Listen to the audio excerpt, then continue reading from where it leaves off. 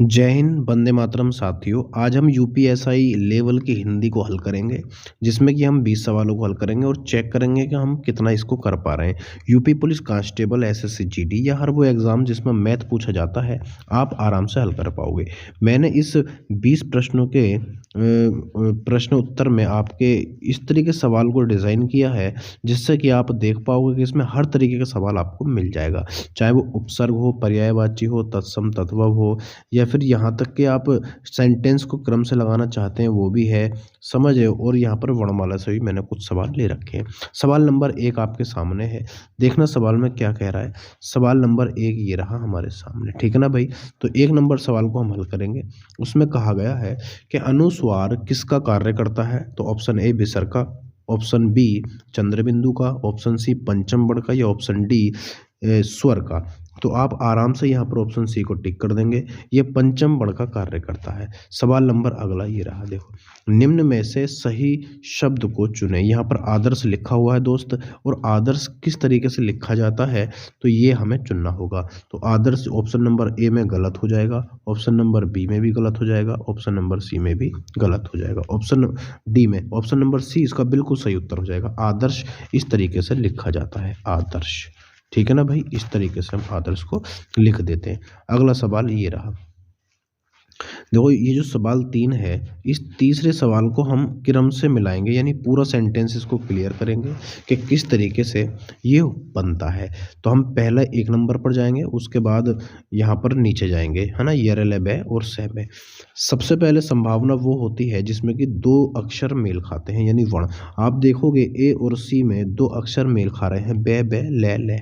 तो संभावना है 50% के इसी में से कोई हमारा आंसर हो जाएगा। पहला हम पढ़ते हैं कि देश में संतुलित क्षेत्रीय विकास, ये लिया हमने पहले, उसके बाद हम बै पर जाएंगे, है ना। देश में संतुलित क्षेत्रीय विकास की प्रगति का सबसे महत्वपूर्ण कारण, अब ले पर जाएंगे, सरकारी क्षेत्र के उपक्रमों के जरिए, अब ये पर जाओ पहले, है ना, के जरिए रिदम मिलनी चाहिए, जरिए केंद्र सरकार द्वारा उन उद्यमों में योजनागत और योजनेतर संशोधनों द्वारा सीधे निवेश किया जाना है। ये रिदम बिल्कुल सही बन रही है। तो ऑप्शन नंबर जो होगा हमारा साथी वो कौन सा वाला बन जाएगा, ऑप्शन नंबर बन जाएगा हमारा ए। ऑप्शन ए में बिल्कुल सही रिदम बनी है, और यहाँ पर सीधो नहीं सीधे होना चाहिए था, यहाँ पर सीधे होना चाहिए था।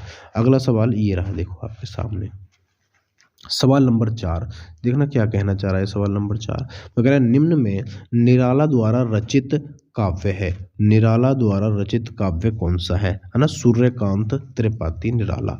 तो ऑप्शन नंबर कौन सा रहेगा, ए पद्मावत, ऑप्शन बी पथिक, या option C Anamika, option D Urvashi. तो ऑप्शन नंबर सी इसका बिल्कुल सही उत्तर होगा। अनामिका जो लिखा है वो सूर्यकांत त्रिपाठी निराला ने लिखा है, ठीक है ना भाई। अगला उर्वशी जो लिखा है ये रामधारी सिंह दिनकर ने लिखा है। सवाल नंबर अगला ये रहा आपके सामने, वो कह रहा है कि मानकीकरण के स्तर पर भाषा संबंधी सोपान नहीं है। भाषा संबंधी सोपान नहीं है कह रहा है। इसका मतलब ये है कि ऐसे कौन से अक्षर हैं जहाँ पर हम इन चारों में से किसी एक का यूज़ नहीं करते हैं। तो भाषा संबंधी जो आप देख रहे हो, इसमें हम बोली का भी यूज़ करते हैं, भाषा का भी यूज़ करते हैं, मानक भाषा का यूज़ करते हैं, लेकिन ऑप्शन नंबर डी सहजता का प्रयोग नहीं करते हैं। ये इससे मिलकर नहीं बनी होती है, समझ रहे हो बात को। सवाल नंबर अगला ये रहा मेरे लल्ला, देखो क्या कह रहा है सवाल में। सवाल में कहा गया कि उपसर्ग का चयन करें। उपसर्ग का दोष चयन करना है, यानी उपसर्ग बताना है। उपसर्ग क्या होते हैं, जो मूल शब्द के शुरू में लग जाते हैं उन्हें उपसर्ग बोलते हैं, और जो मूल शब्द के लास्ट में लगते हैं उनको प्रत्यय बोलते हैं। उनको क्या बोलते हैं दोस्त, प्रत्यय बोला जाता है। तो सवाल नंबर 1 हमारे सामने है, क्या कहा गया सवाल में कि उपसर्ग पहचानना है। तो आप यहाँ पर देखो उत्कर्ण लिखा हुआ, उत्कर्ण। तो इसमें जो मूल शब्द है वो कौन सा है, आप कहोगे इसमें मूल शब्द है कण। क्या है मेरे दोस्त, कण इसमें मूल शब्द है। और उत क्या है, इसमें जो उत है वो हमारा उपसर्ग का काम कर रहा है। तो ऑप्शन नंबर कौन सा हो जाएगा, ऑप्शन नंबर इसमें ए वाला हो जाएगा। Option number A is the right answer. अगले सवाल पर चलते हैं दोस्त। सवाल नंबर अगला क्या कह रहा है कि निम्नलिखित में से कौन सा शब्द जातिवाचक संज्ञा नहीं है। इसमें पूछा है कि जातिवाचक संज्ञा नहीं है। आप यहाँ पर देखो जवान, जवान को आप देखो तो ये जातिवाचक है, पूरे जवान व्यक्तियों की बात कर रहा है। बालक की बात करो तो बालक जाति का बोध करा रहा है। यहाँ पर आप देखो मनुष्य तो मनुष्य जाति का बोध करा रहा है।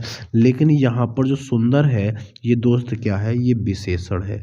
ये क्या है, ये विशेषण बन जाएगा, यहाँ पर विशेषण बनेगा मेरे दोस्त। तो सुंदर यहाँ पर हमारा सही आंसर हो जाएगा। समझ रहे हो बात को।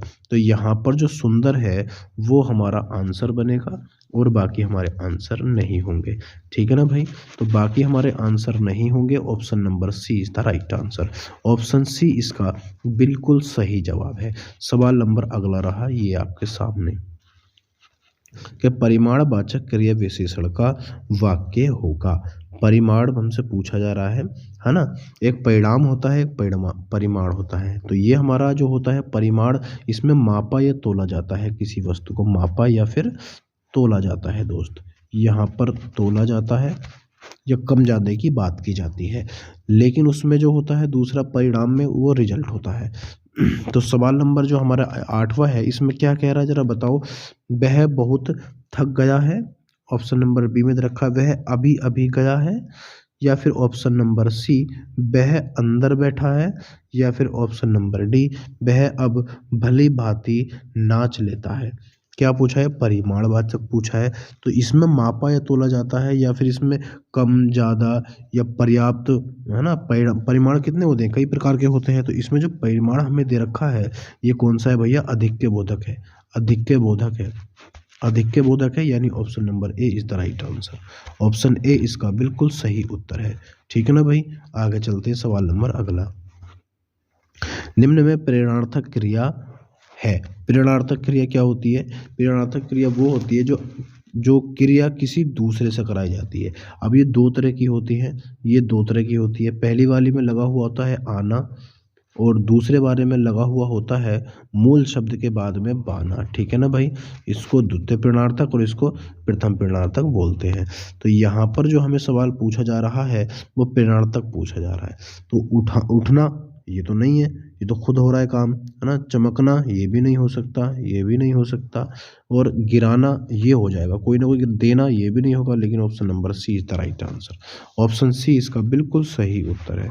सवाल नंबर है 10 वगैरह है। इति प्लस आदि बराबर इत्यादि में कौन सी संधि है।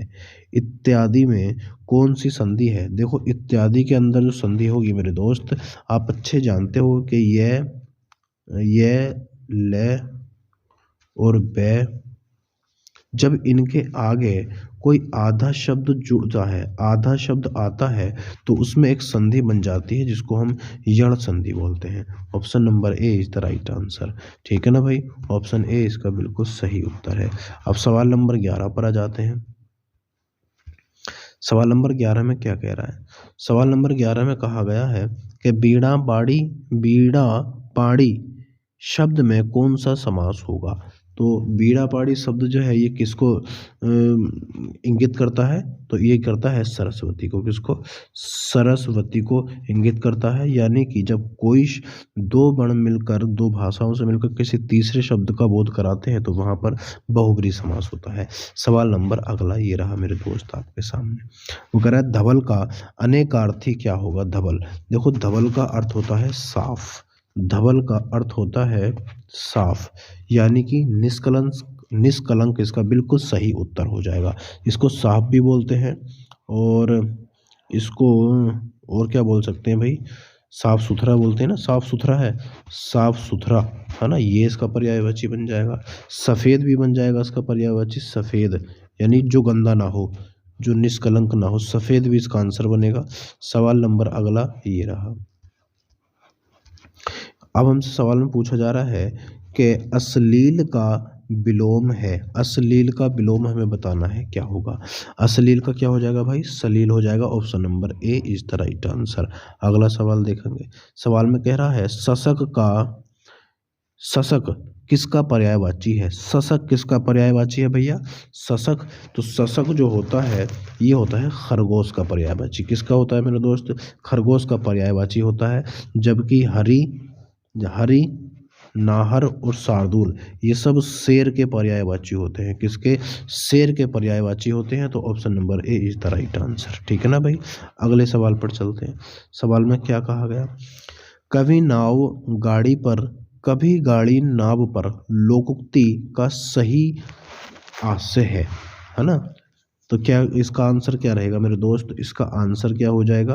आंसर बताओ जरा, इसका आंसर क्या हो जाएगा? तो आप कह दोगे कि एक दूसरे की सहायता कर। ऑप्शन ए है संघर्ष होना, ऑप्शन बी है एक दूसरे की सहायता करना, ऑप्शन सी भलाई करना, या ऑप्शन डी एक से स्वभाव वाले होना, एक से स्वभाव होने वाले होना, है ना? क्या होगा इसका आंसर? तो हो जाएगा ऑप्शन नंबर बी, एक दूसरे की सहायता करना। तू मेरी सहायता कर, मैं तेरी सहायता करूँ, तू मेरे खुजा मैं तेरे खुजाऊं। सवाल नंबर यहाँ पर अगला दे रखा है। क्या कह रहा है भाई सवाल में? सवाल में कहा जा रहा है कि मोती का तत्सम रूप क्या होगा? तो मोती का तत्सम रूप क्या होता है दोस्त? तत्सम पूछा है जो संस्कृत के होते हैं। इसका होता है मोतिक्य। क्या होता है दोस्त? मोतिक्य बन जाता है।